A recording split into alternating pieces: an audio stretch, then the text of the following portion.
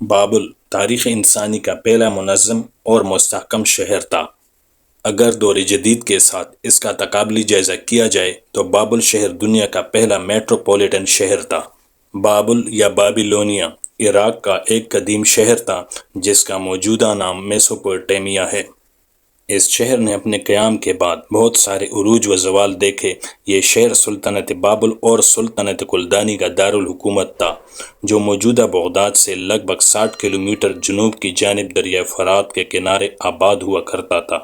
یہ اپنے دور کا سب سے بڑا اور خوبصورت شہر ہوا کرتا تھا۔ اس شہر کو یہ اعزاز بھی حاصل رہا ہے کہ یہ اپنے دور کا 2 لاکھ آبادی کا دنیا کا پہلا بڑا شہر رہا ہے۔ اس شہر کا تذکرہ 4000 قبل مسیح کی تحریروں سے بھی ملتا ہے۔ تورات کے مطابق حضرت آدم علیہ السلام بابل میں رہتے تھے۔ جب قابیل نے حابیل کو قتل کیا تو حضرت آدم علیہ السلام اس سے ناراض ہوئے، تو حابیل اپنے اہل و عیال سمیت بھاگ کر ارض بابل کے پہاڑوں میں چلا گیا۔ چنانچہ اس دن سے اس جگہ کو بابل کہا جانے لگا، جس کی معنی جدائی اور علیحدگی کے ہیں۔ پھر جب حضرت ادریس علیہ السلام نبی مبعوث ہوئے اور دوسری طرف قابیل کی اولاد بڑھ گئی تو پہاڑوں سے نیچے اتر کر دنگا فساد پر اتر آئی۔ دوسری طرف ان میں حضرت ادریس علیہ السلام کی طرف سے نیک لوگ بھی شامل ہو گئے، تو حضرت ادریس علیہ السلام نے اللہ سے دعا کی کہ انہیں ایسی سرزمین عطا فرما جس میں ارض بابل کی طرح بہتا ہوا دریا ہو۔ تب انہیں مصر کی طرف منتقل ہونے کا حکم ہوا۔ چنانچہ جب وہ مصر پہنچے تو انہوں نے مصر کے ماحول کو زندگی کے موافق اور خوشگوار پایا، تو انہوں نے اس شہر کا نام بابل سے ملتا جلتا بابلون رکھا۔ سلطنت بابلونیا بنیادی طور پر 2 سلطنتوں یعنی قدیم بابلونیا اور نیا بابلونیا کا نام ہے۔ قدیم بابلونیا کا بانی حمورابی تھا۔ جب 1750 قبل مسیح میں حمورابی نے اسے اپنا پایہ تخت بنایا تو اس وقت یہ دنیا کا سب سے بڑا اور خوبصورت شہر تھا جسے دوسرے ممالک کے لوگ رشک کی نظر سے دیکھنے آتے تھے، جبکہ نیا بابلونیا کو کلدانی سلطنت کا نام دیا گیا تھا۔ اس کو بخت نصر نے تعمیر کرایا تھا۔ پرانا شہر چونکہ دریائے فرات کے مشرقی کنارے پر آباد تھا، اس لیے بخت نصر نے دریائے فرات پر ایک پل تعمیر کرا کر مغربی شہر کے ایک وسیع حصے کو بھی بابل شہر کا حصہ بنا ڈالا۔ اب بابل ایک وسیع و عریض شہر بن چکا تھا جس کی آبادی 5 لاکھ تک پہنچی تھی۔ یوں تو ترقی کے حوالے سے بخت نصر کے کارناموں کی فہرست کافی طویل ہے، لیکن آج سے لگ بھگ 2500 سال قبل بابل شہر کے مہلک باغات، جنہیں قدیم دنیا کے 7 عجائبات میں شامل کیا جا چکا ہے، ایک ایسا کارنامہ ہے جو رہتی دنیا تک تاریخ کی کتابوں میں زندہ رہے گا۔ یہ مہلک باغات ایک روایت کے مطابق بخت نصر نے اپنی ملکہ کی خوشنودی کی خاطر بنوائے تھے۔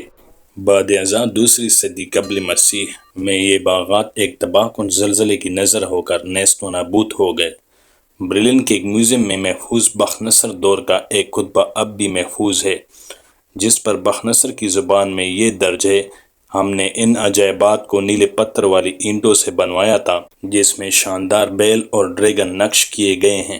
میں نے پیتل سے مزین دیوار کی لکڑی کے دروازے بنوائے۔ میں نے راستوں میں جنگلی بیلوں اور خوفناک اڑنے والے بھوتوں کے مجسمے بنوائے اور انہیں اس شان سے مزین کیا کہ بنی نوع انسان کی نگاہیں ان کو دیکھیں تو مبہوت ہو جائیں۔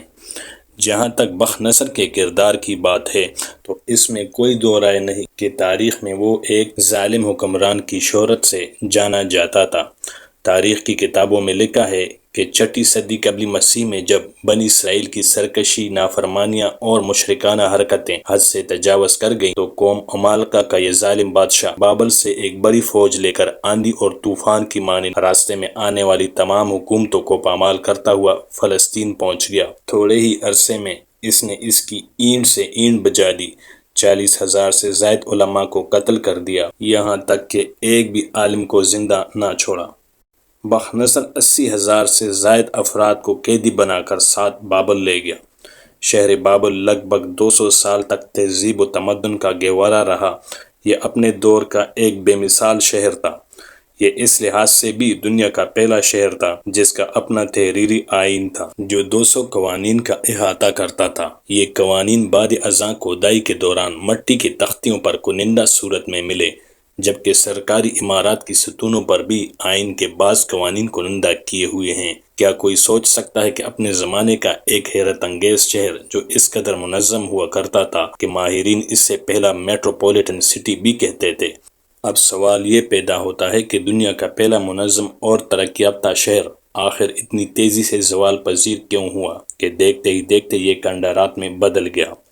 بخت-نصر اعلیٰ درجے کا حکمران تھا جس نے 17 سال تک بابل پر حکمرانی کی۔ یہ بخت-نصر تھا جس نے زمانے قدیم میں بھی ایسی اصلاحات کی جن کا اس دور میں تصور بھی نہیں کیا جا سکتا۔ بخت-نصر کے بعد آنے والے نہ تو اچھے منظم اور نہ ہی اچھے حکمران ثابت ہوئے، جس کی وجہ سے ملک کی بنیادیں کمزور ہونا شروع ہو گئیں۔